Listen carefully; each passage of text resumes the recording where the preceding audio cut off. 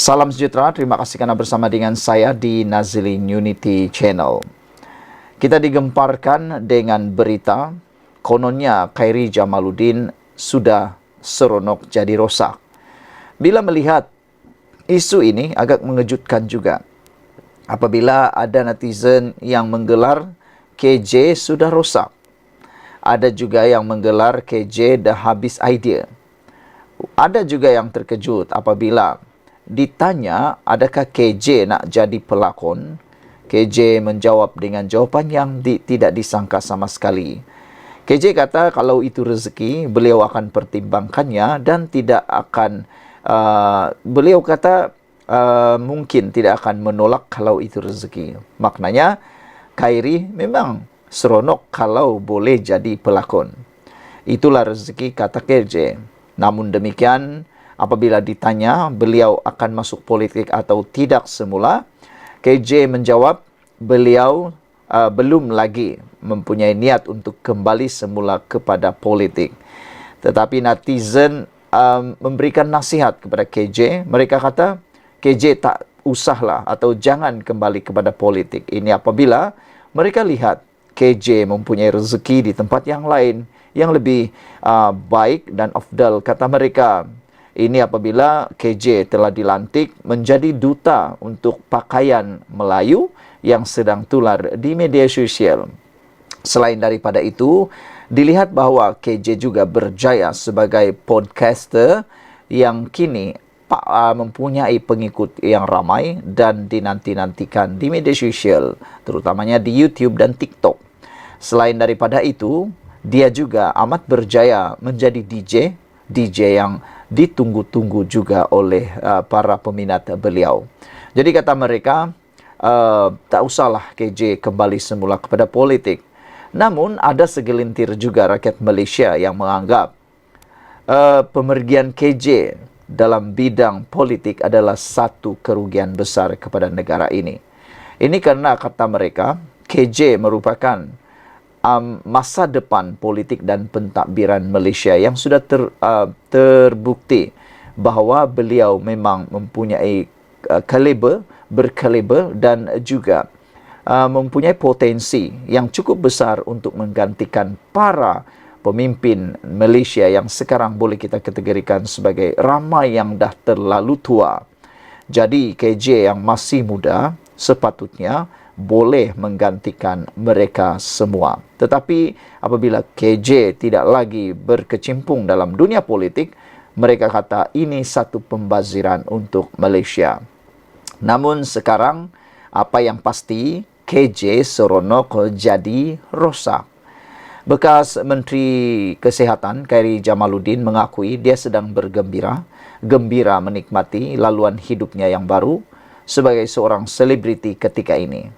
Malah secara berseluruh, bekas Ketua Pemuda UMNO Malaysia itu mengakui dirinya sudah rosak.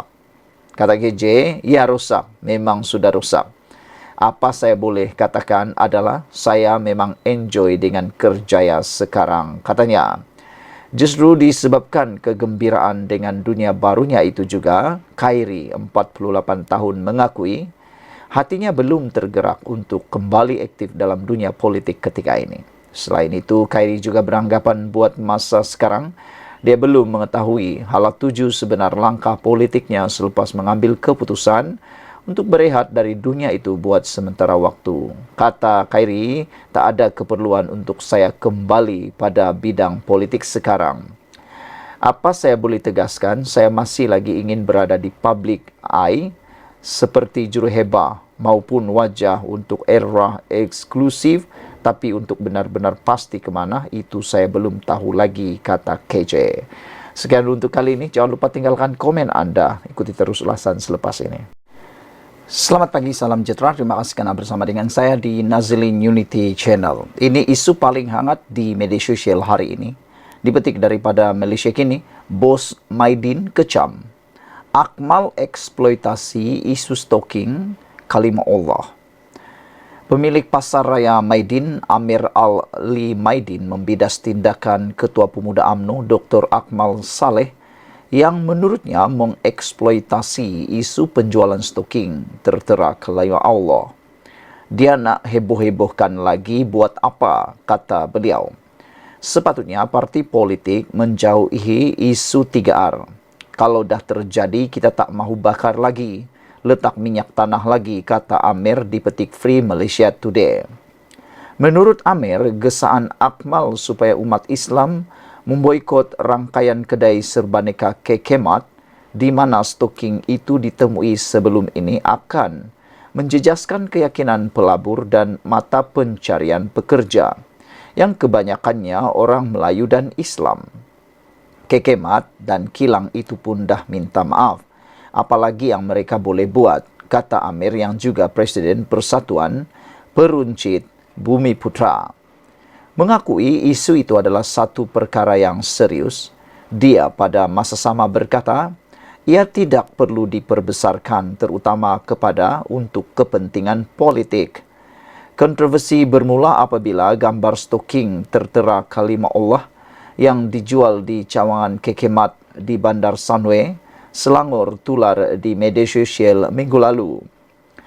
Pengurusan Kekemat dan syarikat pembekal Zijian Chang Sendirian Berhad telah membuat permohonan maaf berikutan insiden itu. Majlis Perbandaran Batu Pahat telah memberi tempoh 60 hari kepada Zijian Chang untuk memberikan penjelasan bertulis jika tidak ingin berdepan risiko premis ditutup. Walaupun Kekemat telah menaikkan notis permohonan maaf digital di cawangannya, Akmal tetap menggesa kedai itu diboikot agar Kekemat menaikkan kain rentang permohonan maaf. Malam tadi, Setiausaha Agung UMNO Ashraf Wajdi Dusuki berkata, parti itu menyokong penuh pendirian Akmal berhubung perkara itu. Saudara-saudara sekalian, itulah dia komen daripada Bos Maidin apabila beliau mengatakan Akmal usah eksploitasi isu stoking kalimah Allah. Menurut pemilik pasar raya Maidin itu, iaitu Amir Ali Maidin, beliau membidas tindakan Ketua Pemuda UMNO Dr. Akmal Saleh yang menurutnya mengeksploitasi isu penjualan stoking tertera kalimah Allah. Menurut beliau, dia nak heboh-hebohkan lagi buat apa? Sepatutnya parti politik menjauhi isu 3R. Kalau dah terjadi, kita tak mahu bakar lagi, kata Amir Maidin. Letak minyak tanah lagi, kata Amir di Petik Free Malaysia Today. Menurut Amir, gesaan Akmal supaya umat Islam memboikot rangkaian kedai serbaneka Kekemat di mana stoking itu ditemui sebelum ini akan menjejaskan keyakinan pelabur dan mata pencarian pekerja yang kebanyakannya orang Melayu dan Islam. Kekemat dan kilang itu pun dah minta maaf. Apalagi yang mereka boleh buat, kata Amir yang juga Presiden Persatuan Peruncit Bumi Putra. Mengakui isu itu adalah satu perkara yang serius, dia pada masa sama berkata ia tidak perlu diperbesarkan terutama untuk kepentingan politik. Sekian dulu untuk kali ini. Jangan lupa tinggalkan komen anda, ikuti terus ulasan selepas ini. Salam sejahtera, terima kasih karena bersama dengan saya di Nazilin Unity Channel. Ini berita terkini daripada kes istri Daim Zainuddin berkait dengan permintaan beliau, permohonan rayuan supaya pasport dikembalikan secara kekal. Nampaknya apa yang diramalkan oleh netizen terjadi, yaitu mahkamah hari ini adalah mahkamah yang sah dan benar. Mereka kata ramai netizen tidak setuju kalau pasport Naimah dikembalikan secara kekal. Walaupun Peguam Naimah mengatakan bahawa tiada kemungkinan beliau melarikan diri, tapi netizen kata untuk langkah berjaga-jaga, pasport tersebut tidak boleh diserahkan semula secara kekal. Selain daripada itu, ditakuti ianya akan jadi duluan, ikutan dan akan menjadi bualan mulut pula. Dan mereka takuti nanti jangan-jangan akan berlaku dua darjat, yaitu Naimah dapat, orang lain tak dapat, kata mereka. Jadi kalau bertindak adil, tepatlah keputusan ini. Naimah gagal minta pasport dikembalikan secara kekal. Di Mahkamah Tinggi Kuala Lumpur hari ini, menolak permohonan Naimah Abdul Khalid untuk pemulangan pasportnya secara kekal yang diserahkan kepada Mahkamah Session sebagai sebahagian daripada syarat jaminan RM250,000 yang dikaitkan dengan kes jenayah pendedahan asetnya yang belum selesai. Hakim Mahkamah Tinggi Ahmad Bache hari ini berkata bahawa Mahkamah Session telah menggunakan budi bicaranya dengan betul dalam memerintahkan penahanan pasport Naimah sebagai sebahagian daripada syarat jaminan. Ahmad juga bersetuju dengan pihak pendakwaan bahawa terdapat risiko Naimah melarikan diri ke luar negara jika pasport dipulangkan secara kekal kepadanya. Sambil menambah bahawa dia sentiasa boleh memfailkan permohonan pada bila-bila masa pada masa depan untuk pemulangan sementara pasportnya untuk pertimbangan mahkamah. Sebelum ini, pihak pendakwaan berhujah kepada Mahkamah Tinggi bahawa tiada jaminan Naimah tidak akan melarikan diri, justru mahkamah perlu memegang pasportnya. Ahmad hari ini berkata terdapat risiko Naimah melarikan diri dalam senario hipotesis di mana suaminya Daim yang sudah tua, yang berkerusi roda dan tidak sihat, mungkin memerlukan rawatan perubatan daripada fasilitis kesihatan luar negara. Hakim Mahkamah Tinggi menegaskan bahawa Daim tidak dikehendaki oleh Mahkamah Session untuk menyerahkan pasportnya sebagai sebahagian daripada syarat jaminan dalam pertuduhan pendedahan aset yang sama terhadap bekas menteri itu.